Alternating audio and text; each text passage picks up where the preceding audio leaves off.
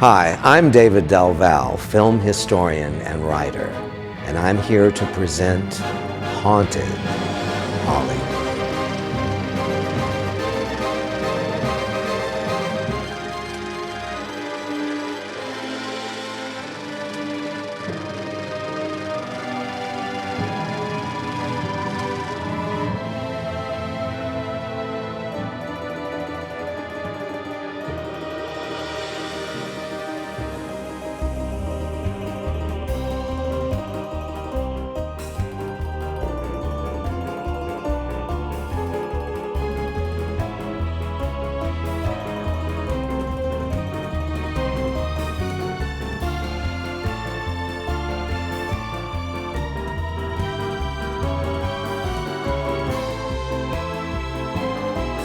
Welcome to Haunted Hollywood. This is David Del Val, and the story I'm about to tell you today is amongst the most macabre and sad stories I've told on Haunted Hollywood.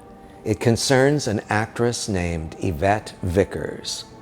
Yvette Vickers was a beautiful honey blonde that had appeared in Playboy as a centerfold, photographed by none other than Russ Meyer. She had been the girlfriend of Jim Hutton, the actor whose son Timothy won the Oscar for Best Supporting Actor for Ordinary People.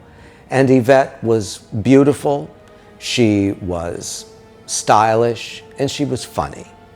But she was delusional in a way that didn't manifest itself quite so easily when you're just getting to know her.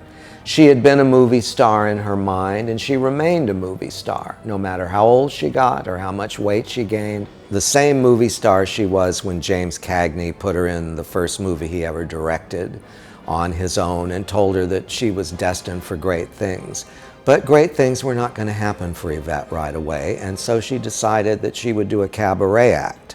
And it was during her rehearsals for this cabaret act that I had my first kind of scary encounter with her, because she was drinking, and at one point we were in Echo Park at a studio and she'd had a bit to drink, and she got irritated with one of the technicians. She said, "I'm out of here, I'm gone." So she gets in her car and starts driving from Silver Lake back into Beverly Hills.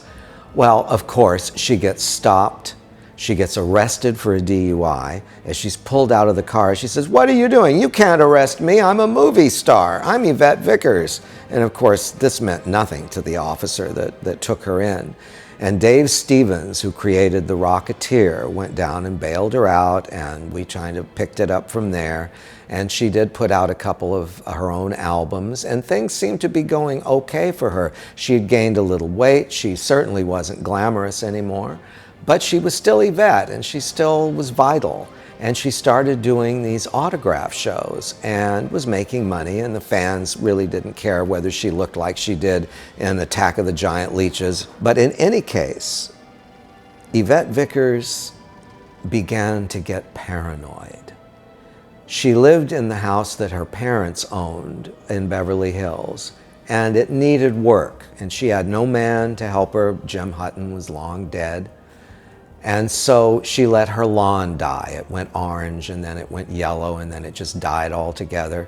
The newspapers piled up in front of her house, her mail accumulated, but she had all of her utilities on a time thing where they just took the money out of direct deposit. So her utilities were on, and I'm telling you this for a reason.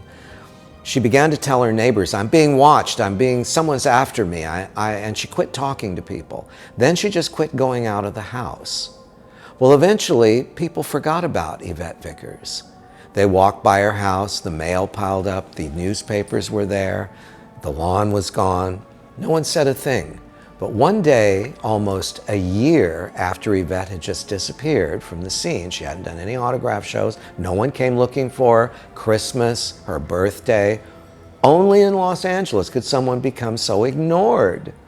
So eventually, the neighbor breaks the law by going through the back of the house, breaks a window, goes inside, only to discover that squatters had been in the house in the downstairs portion. The bedrooms were upstairs. So down in the living room and kitchen, it had all been used up. But when the neighbor went upstairs to Yvette's bedroom, what she saw was something she never forgot. Yvette Vickers had died, and had died over a year before her body was found. The space heater was still on, her computer was still on, the phone was still on, but no one from even the squatters downstairs had bothered to go up to check on her. While the heater was facing directly on her body, the body began to decompose. But because of the heat and the elements, the body didn't just rot, it mummified. So that Yvette Vickers was now a mummy of a year's standing in an empty house. Her body was finally removed, and everyone that knew her was, of course, shocked. But I kept thinking through this whole process, Hollywood, as much as she haunted all the conventions, didn't anyone bother to find out why she didn't show up? Christmas, her birthday? She had one relative who finally came to take her things, and you know what he did? Her brother, whom she couldn't stand, took a lot of her personal belongings out onto the yard and then mowed them down with one of those devices that flattens everything. Didn't even offer anything for her fans, her old photographs. It all just went in kind of a waste pile. It was very sad. And so when I knew Yvette, she loved two of her sci-fi movies, Attack of the 50-Foot Woman and the movie that we're going to show in her honor tonight, The Giant Leeches.